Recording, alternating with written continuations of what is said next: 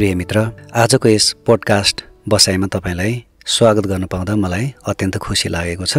अन्य विषयमा जस्तै आज पनि म तपाईँ समक्ष यस पोडकास्टमा शिखर आरोहण नामको शीर्षकमा कुराकानी गर्न गइरहेको छु र आशा गर्दछु आजको यस बसाइद्वारा तपाईले प्रशस्त गरी आत्मिक लाभ उठाउनुहुनेछ।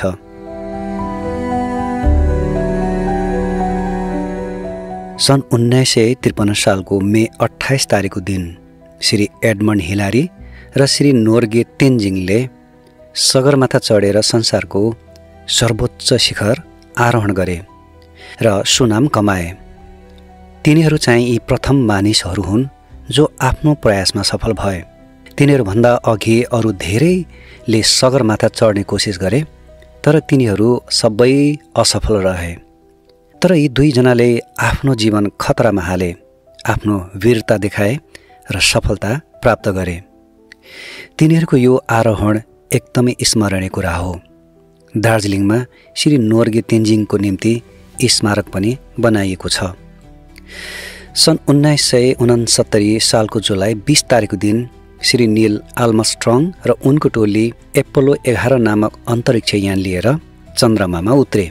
उनी चन्द्रमामा आफ्ना खुट्टा टेकेका प्रथम मानिस हुन्। यस महान आरोहण रूपी सफलताले गर्दा उनले आफ्नो पुस्तकमा ठूलो मान इज्जत पाए। श्री अल्फ्रेड बी नोबलको नाममा स्थापित भएको संस्थाले सन् 1901 सालदेखि हरेक वर्ष भौतिक विज्ञान, रसायन विज्ञान, चिकित्सा विज्ञान, साहित्य र संसारको शान्तिको निम्ति गरेको कुनै स्मरणीय महान कार्यको निम्ति एक पुरस्कार गरी 5 वटा नोबल प्राइज नामक पुरस्कार दिने गर्छ। नोबल प्राइज प्राप्त गरेका यी प्रतिष्ठित व्यक्तिहरूमध्ये Shri Albert Einstein, Shri Shah Henry Dunant, Mother Teresa र श्री नेल्सन मण्डेला आदि हुन्। यसरी नै मानिसहरूको हितका निम्ति आरोहण रूपी अपूर्वीय सफलताहरूमाथि एक शिखरदेखि अर्को शिखरसम्म पुगेका छन्। तर यी सबै स्मरणीय अपूर्व सफलता पाएका मानिसहरूभन्दा अति उच्च सफलता प्राप्त गर्नुभएको एकजना व्यक्ति हुनुहुन्छ, जसको विषयमा जानकारी दिन म तपाईँको निम्ति यहाँ केही कुरा गर्न गइरहेको छु। किनकि उहाँको सम्झना अमर रहनेछ, पुस्तौँ पुस्तसम्म रहिरहनेछ। ओलम्पियन खेलको सम्झना गर्नुहोस्। आफ्ना क्षेत्रमा विजय प्राप्त गर्ने विजेताहरूले गोल्ड मेडल लिएर लाखौं लाख दर्शकहरूको सामु कत्रो मान इज्जत पाउँदछन्। तर यो त केही पनि होइन। यो त रोमी साम्राज्यमा गरिएको शानदार महिमित विजय यात्राको नक्कल मात्र हो। किनभने इतिहासले बताउँछ कि जब रोमी सेनाहरू आफूले जितेका देशहरूबाट फर्केर आए, तब रोमको विशाल रङ्गभूमिमा सम्राट, उनको राज्यसभाका सदस्यहरू, सबै कुलीन व्यक्तिहरू र हजारौं हजार जनताको सामु आई तिनीहरूले लुटको मालको रूपमा ल्याएका सबै थोकहरूको अति नै भव्य प्रदर्शन गर्थे। त्यति नै बेला सम्राटले सबै दर्शकगणहरूको सामु लडाईँमा अधिक वीरता देखाएका सिपाहीहरूलाई सम्मान दिन्थे र विशेष गरी तिनीहरूको अघि हिँड्ने सेनापतिलाई एउटा जय मुकुट लगाइदिन्थे। कत्रो मान, कत्रो इज्जत, कति धेरै प्रशंसा, विचार गर्नुहोस्, कल्पना गर्नुहोस्। अब म तपाईलाई स्वर्गको विषयमा कुरा बताउँछु। त्यहाँको भव्य दृश्य देखाउन चाहन्छु।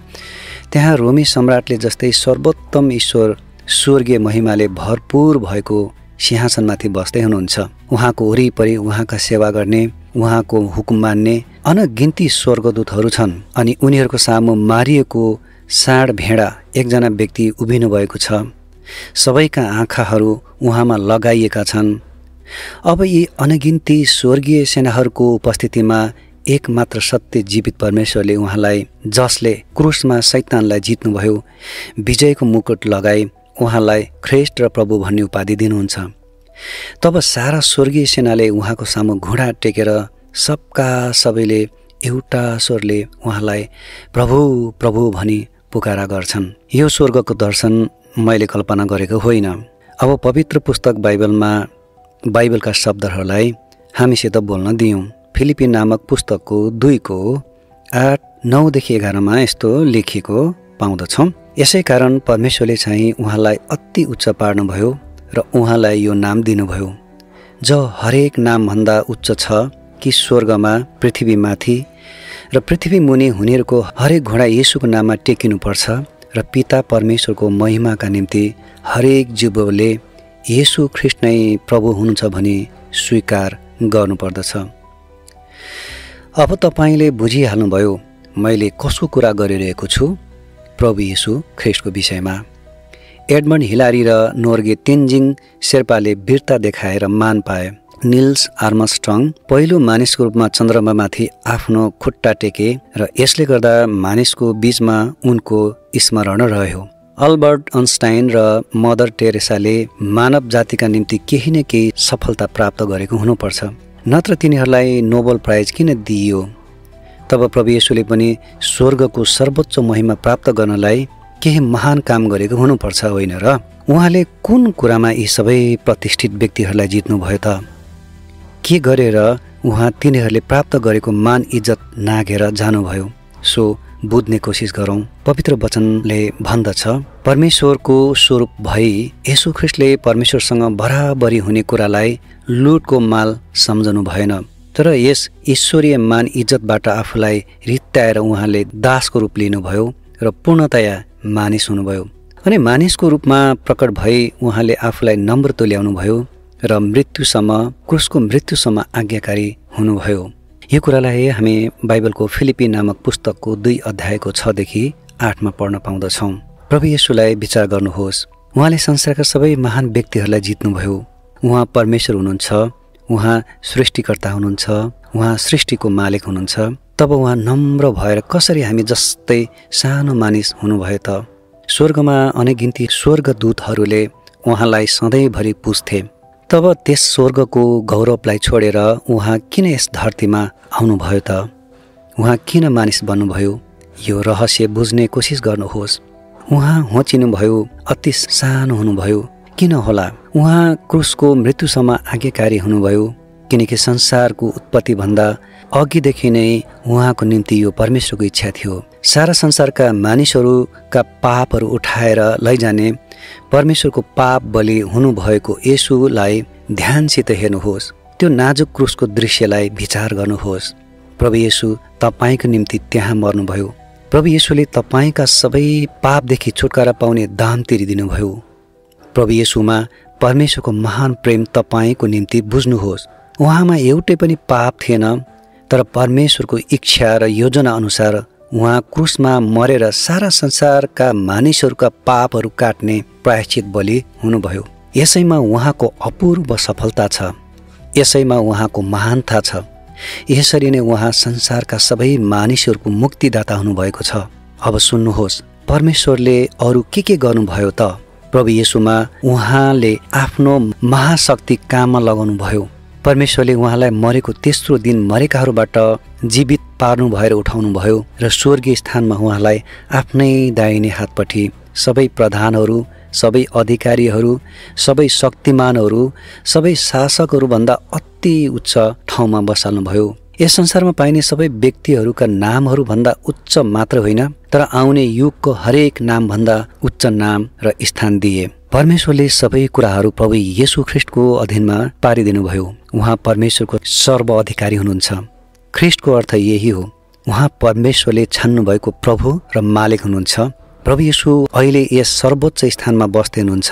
यसैले एक दिन उहाँको नाममा सबै प्राणीहरूले घुँडा टेक्नुपर्छ र पिता परमेश्वरको महिमाको निम्ति सबैजनाले उहाँलाई दण्डवत गरेर मुखले उहाँलाई प्रभु भनी स्वीकार्नेछन्। अरूले उच्च पर्वतमा शिखर आरोहण गरे, फेरि अरूले आफ्नो सफलताको निम्ति मानिसहरूको सामु सम्मान पाए। तर यहाँ एकजना हुनुहुन्छ जसले स्वर्ग आरोहण गर्नुभयो, जो स्वर्गको सर्वोच्च स्थानमा बस्दै हुनुहुन्छ, जसको सम्मान मानिसहरूले होइन तर परमेश्वर स्वयंले गर्नुभएको छ। तब तपाईँ प्रभु येशूको सामु घुँडा कसरी टेक्नुहुन्छ? के तपाईँ आफ्नो मुखले उहाँलाई प्रभु भनी स्वीकार गर्नुहुन्न? जब परमेश्वर स्वयंले उहाँलाई त्यस महिमित स्थानमा राख्नुभयो, उहाँको महान कार्यमा आफ्नो विचार र ध्यान लगाउनुहोस्। कुनै मानिसले कहिल्यै नगरेको महान काम प्रभु येशूले पूरा गर्नुभयो। उहाँको क्रुसको मृत्यु विचार गर्नुहोस्। प्रभु येशूमा बाहेक अरू कसको नाममा मुक्ति छ? अरू कसले तपाईँको पाप क्षमा दिन्छ? अरू कसले तपाईँलाई स्वर्गमा पुर्याउन सक्छ? जीवित प्रभु येशूले बाहेक अरू कसैले तपाईँलाई अनन्त जीवन दिन्छ? अन्तमा प्रभु येशूले स्वर्गारोहण गर्नुभएको कुरा देख्ने साक्षीहरूको वचन सुन्नुहोस्। प्रभु येशूले यी कुराहरू भनिसक्नु भएपछि उहाँका चेलाहरूले हेर्दा हेर्दै उहाँ माथि उठाइनुभयो अनि एउटा बादलले उहाँलाई तिनीहरूको दृष्टिबाट ढाकिदिनुभयो। अनि उहाँ माथि चाँदै गर्नुहुँदा जब तिनीहरू आकाशतिर एकटिट लगाएर हेरिरहेका थिए तब हेर 2 जना सेतो वस्त्र लगाएका मानिसहरू तिनीहरूको बगलमा खडा भए। उनीहरूले भने, हे गालिलका मानिसहरू हो, तिमीहरू किन आकाशतिर हेर्दै उभिन्छौ? तिमीहरूको बीचबाट स्वर्गमा उठाइनु भएको यही येशू यस प्रकारले आउनुहुनेछ जसरी तिमीहरूले उहाँलाई स्वर्गतिर जाँदै गर्नुभएको देख्यौ। यो कुरा प्रेरित नामक पुस्तकको 1 अध्यायको 9 देखि 11 पदमा पढ्न पाइन्छ। प्रिय मित्र, यो कुनै दन्त्य कथा होइन तर प्रत्यक्ष गवाहीहरूको अकाट्य साक्षी हो। उहाँको फर्कने दिन नजिकै छ जब प्रभु येशू ठुलो शक्ति र महिमाको साथ बादलहरूको सवारीमा फेरि आउनुहुनेछ र हरेक आँखाले उहाँलाई देख्नेछ। उहाँको खातिर पृथ्वीका सबै जातिका मानिसहरूले विलाप गर्नेछन्। यसैले ढिलो नगर्नुहोस् तर उहाँलाई समयमा आफ्ना प्रभु र मुक्तिदाताको रूपमा स्वीकार गर्नुहोस्, नत्र तपाईँको निम्ति त्यो दिन आनन्दको होइन तर विलापको हुनेछ। स्वर्गमा चढी जानुभन्दा अघि प्रभु येशूले भन्नुभयो, स्वर्ग र पृथ्वी सर्व अधिकार मलाई दिएको छ, यसकारण जाओ सबै जातिका मानिसहरूलाई चेला बनाओ। यही अधिकारमा हामी तपाईँलाई आह्वान गर्छौँ, आफ्नो पापहरू मानिलिनुहोस् र प्रभु येशूमाथि विश्वास गरेर उहाँलाई आफ्नो प्रभु र मुक्तिदाता बनाउनुहोस्। क्रुसमा त्यो महान त्राणको काम पुरा गर्नुभएको अनि मरेकाहरूबाट जीवित भई उठ्नु भएको र स्वर्ग आरोहण गर्नुभएको प्रभु येशूको चेला बन्नुहोस् र तयार भई उहाँको दोस्रो आगमनको बाटो हेर्नुहोस्।